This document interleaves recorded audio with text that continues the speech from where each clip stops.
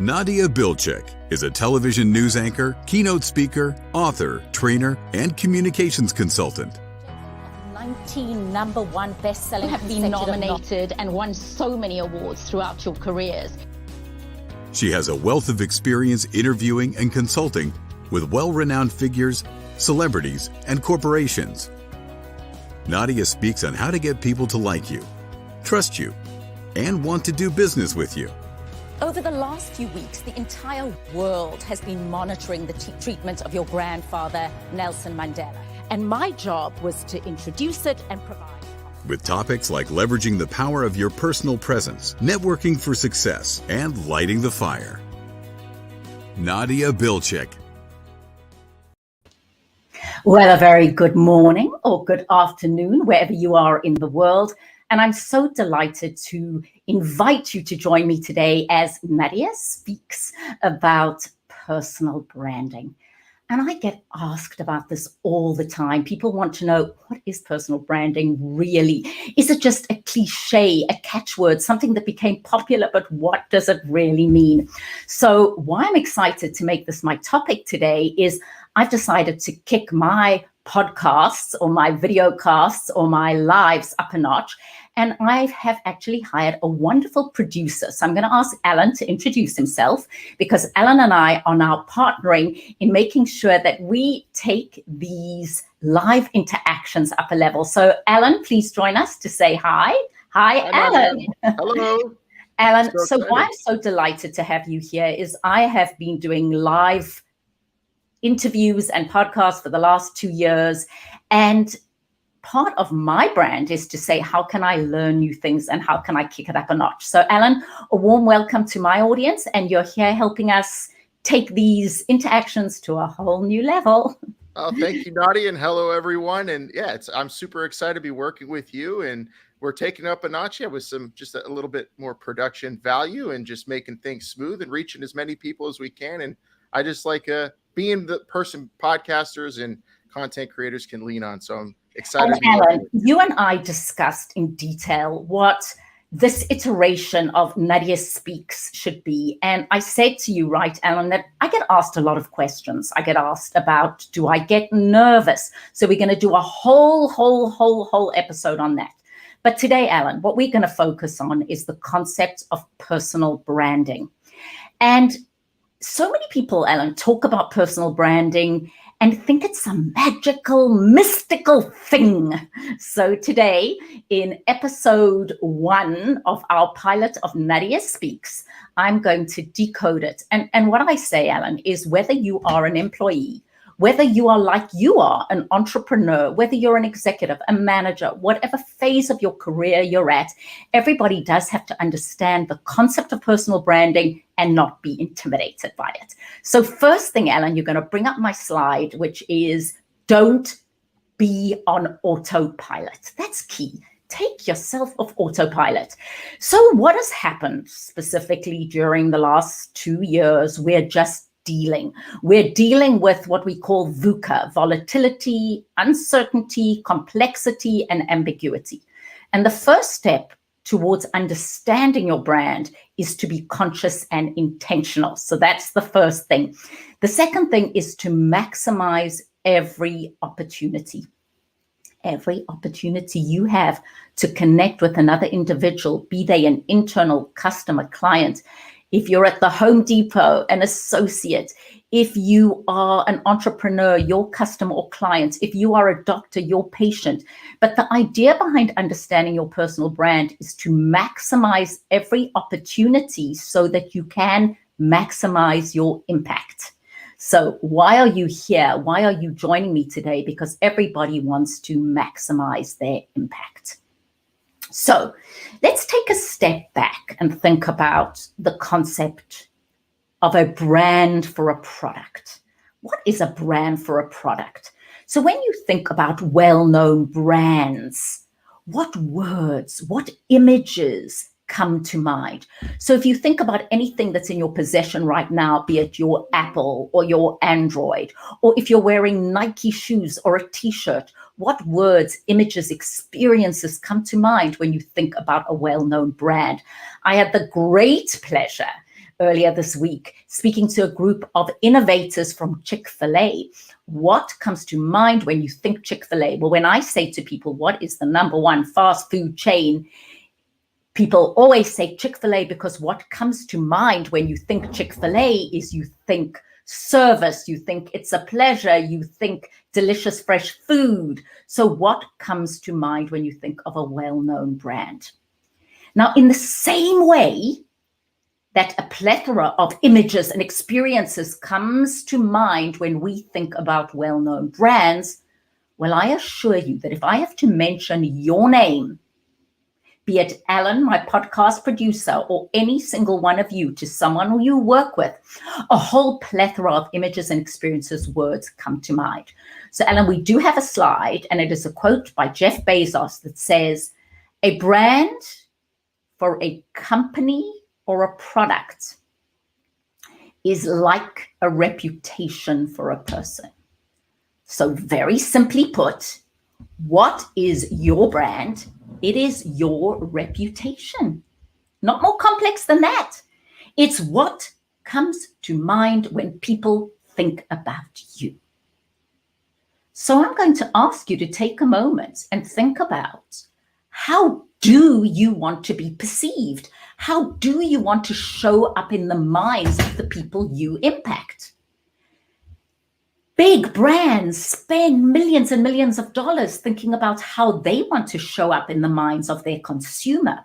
And I'm suggesting to you, in this process of personal branding, that you start to think about, how do you want to show up in the minds of your audience, your customers, your colleagues, your employees, whoever you are.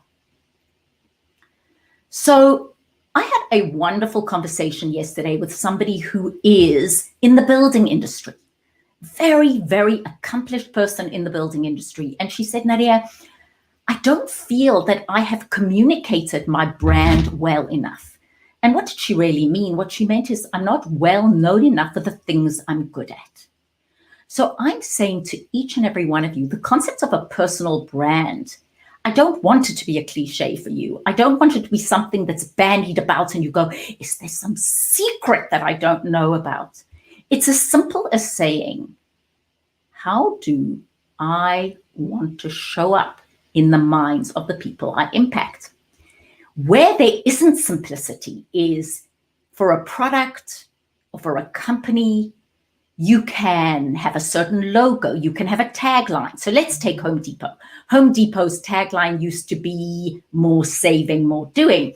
Well, Home Depot changed it to where doers get more done, or Coca-Cola, taste the feeling. Whatever it is, the difference is that you can't develop a tagline. You as an individual, as an employee, as a manager, as an entrepreneur, Alan, who is producing my podcast today, cannot walk around with a t-shirt that says, hello, I'm Alan, and yes, I am great to work with. He can have a t-shirt that says that, but if he doesn't provide the experience to reinforce his strengths and capabilities, it doesn't matter how great the t-shirt is. It doesn't matter how great the logo is. So I think, and I hope, I do have a slide that says, are you providing the actions to reinforce? Think about this. Are you providing the actions that reinforce how you want to be perceived? That's step number 2, right? Do my actions align with how I want to be perceived? So step 1 in the process is, how do I want to show up? Step 2 is, do my actions align? So here, if you have just joined us, I'm Nadia Bilchik. And Nadia is speaking today, or Nadia speaks today, about the concept of personal branding, decoded, demystified. It's not that complex. It's a matter of saying, if I want to show up in a certain way, what experiences am I providing to be seen in that way? So the lovely woman that I spoke to yesterday, who is in property development, wants to be seen as a thought leader. So my question to her is, what experiences are you providing to be seen in that way? And we agreed she needs to start providing content that says, here are things every developer should know.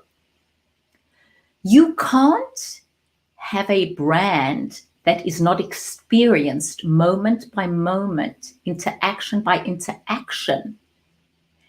Another story that I have for you today is one of my colleagues at CNN asked if I would provide some reference.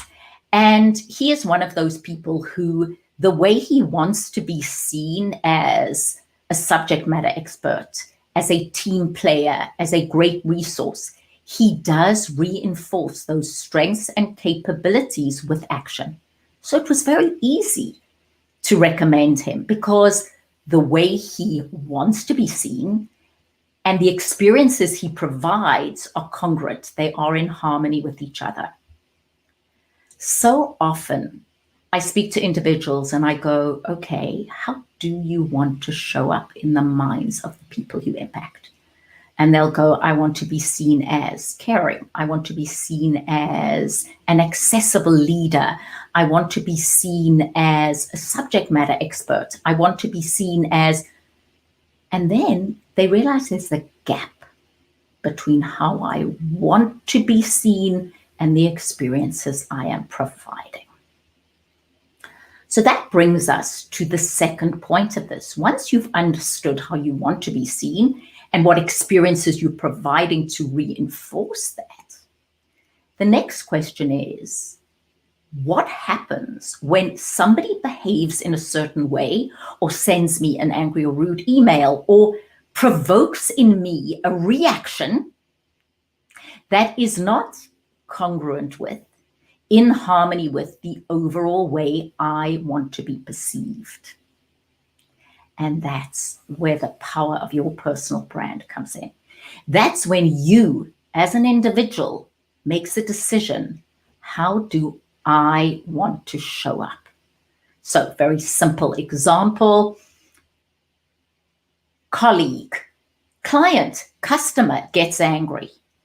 You make a decision and you pause and you say, is the way I am about to respond to this in harmony with the overall way I want to be perceived, which gives you as the individual the power. So at this point, I'm going to bring Alan, my podcast producer, back in. Alan, thank you once again for joining us. Alan, I know we have lots of comments and questions coming in, but I'd like to know from you, when you think about dealing with difficult situations and dealing with conflict, do you think of yourself as somebody who stays true to the overall way you want to be perceived? I do. I like to think I do. And I always try to be the cool, calm, and collected individual in the room. And that's maybe why I produce podcasts and I like sitting behind the glass as it were in radio, because I like to be that person that people can rely on to be steady and steadfast in who they are. And that's kind of what I am when I'm reaching out to new hosts. That's what I sell myself as for our personal brand, for our podcast company my wife and I run. So I want to ask you this. Have you ever had an experience where you've watched somebody else lose it? Because, you know, years of breaking news in the CNN newsroom, I've occasionally seen somebody, and it can happen. I remember when there was a terrible terrorist attack in Spain, and the director, I mean, there was just so much going on, and he was screaming and shouting and really, and one of the things I'd had a conversation with him about earlier was, how do you want to show up in the minds of the people you impact?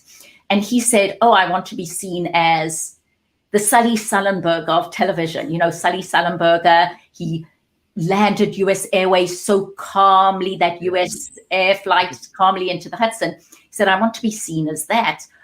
But his behavior, the way he was behaving in that moment was not congruent with the overall way he wanted to be perceived. And that's where your power lies, in constantly and consistently being in control. And that's why going back to that slide of taking yourself off autopilot, right? Mm-hmm. Because autopilot means I just react. Whereas when you are mindful and conscious and aware of overall how I want to be perceived, you then behave in a way that is in harmony with that, right? Absolutely. So, taking yourself off autopilot. I also have a slide about your impact, and I want you to think about the impact you have. So why are you joining us today? I spoke about personal branding, and we're talking about it on a personal level. Does your behavior reinforce the overall way you want to be perceived, right? Because at the end of the day, we want to enhance the overall impact we have on each and every individual we interact with. Now, as you're listening to us, and as you've joined Nadia speaking about personal branding, I hope it's making you think about all of your behavior. And could you, I love what the chef Emerald says, just before he adds flavor to food and before he says bam, he says, let's kick it up a notch. And that's why we're here today. I'm going back to what is a brand, and Jeff Bezos said it so well. A brand for a company or a product is like a reputation for a person. And the reality is you are being branded whether you are actively involved in the process or not. Now, if you've joined us and you're in a leadership position, what is your brand? Your brand is how the people you manage, how the people you lead, how you show up in their minds. So a brand is your reputation. It's what people say about you when you're not in the room. It's a lasting impression. It's your overall presence. And there are many factors that contribute to this. If you're a thought leader or an entrepreneur and you want to show up in the minds of the people you want to impact in a certain way, my question is, what experiences are you providing? Are you adding value? And if you are somebody who wants to be known as the person who's great at community development and building communities, what advice and guidance are you offering people so that they see you as a thought leader in that space? So I know there's a lot to unpack here, and I'm getting various questions, and some of the questions I'm getting asked is, can you rebrand yourself? So after listening to this, I realized that maybe the perception of me, because I say everything you do and say communicates, right? Everything you do and say communicates. Think about Tiger Woods for a moment.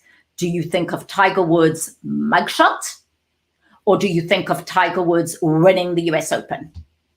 What do you think of? And of course, it's not the US Open, it's winning the Masters. You see, I made a little mistake there. I just carried on. I corrected myself. I was calm, right?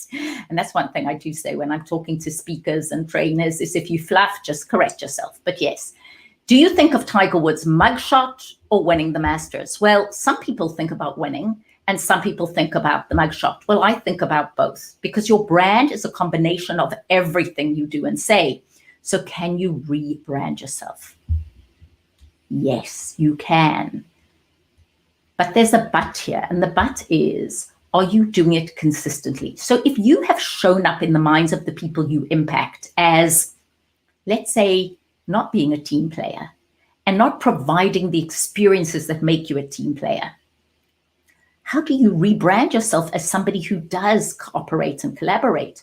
You can't walk around with a t-shirt that says, hello, now I'm a team player. It doesn't work like that. You have to provide consistent behavior that reinforces the new impression, image, perception, reputation you want to create.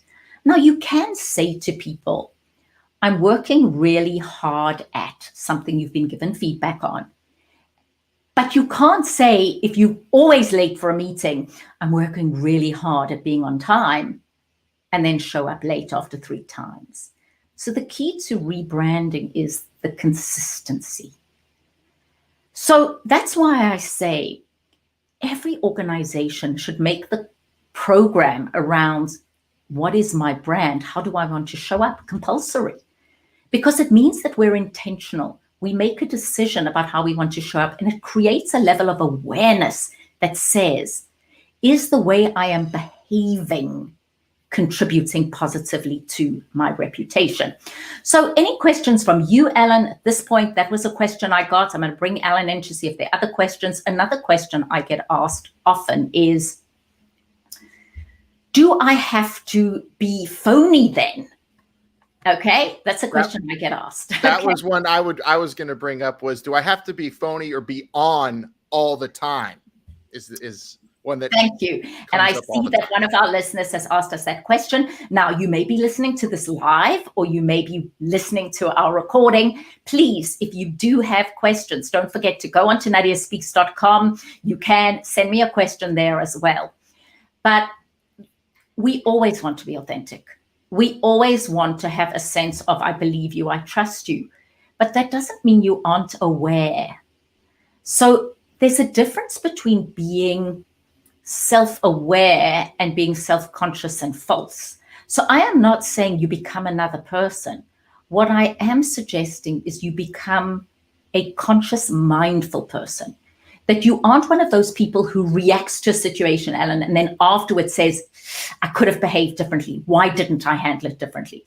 And that's why, Alan, this is really one of my flagship programs in a variety of industries, from high-end car manufacturings to do-it-yourself stores, to beverages, to food companies, industries, because every individual from leadership to entry-level position needs to say, when I think about my career, how do I want to show up? It's so interesting because I do this often with entry-level people, or even sometimes internship programs, where people think it's all about them. So let's say a mentee-mentor relationship. I might be the mentee, but I still want to be able to say, how am I showing up in the minds of the people I want to impact? Am I just being a go-getter, or am I also being a go-giver? Mm-hmm. So these are all questions that come into when I think about my career.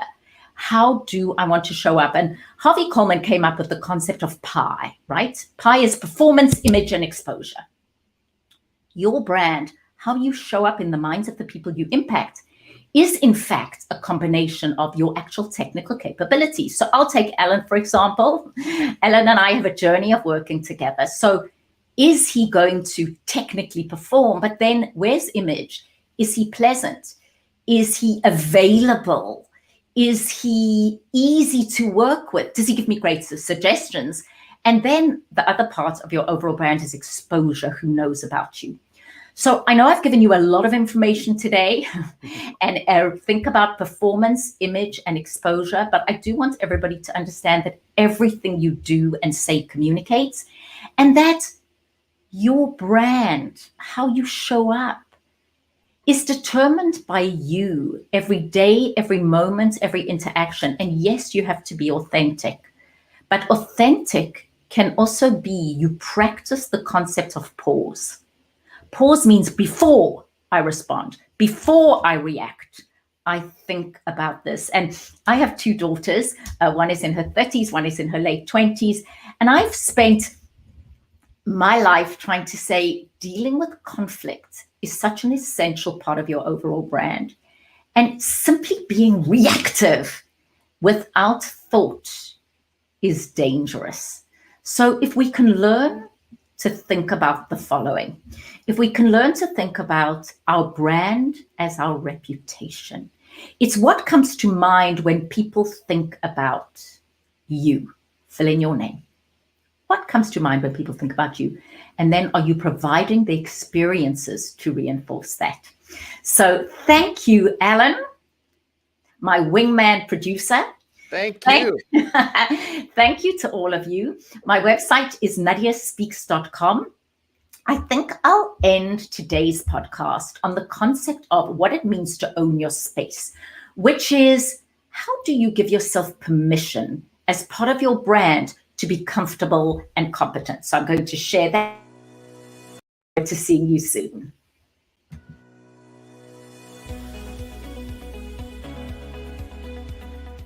So what does it mean to own your space? So Own Your Space, which is my book, keynotes, workshops, is all around giving yourself permission to be the person presenting information. If you are giving a sales presentation or you are being interviewed for a new position, do you own your space? Do you look comfortable? Do you look confident? Do you come across both confidently and competently? And in owning your space, you need to understand the verbal and non-verbal elements of your physical space. In other words, what you say, but equally important is how you say it.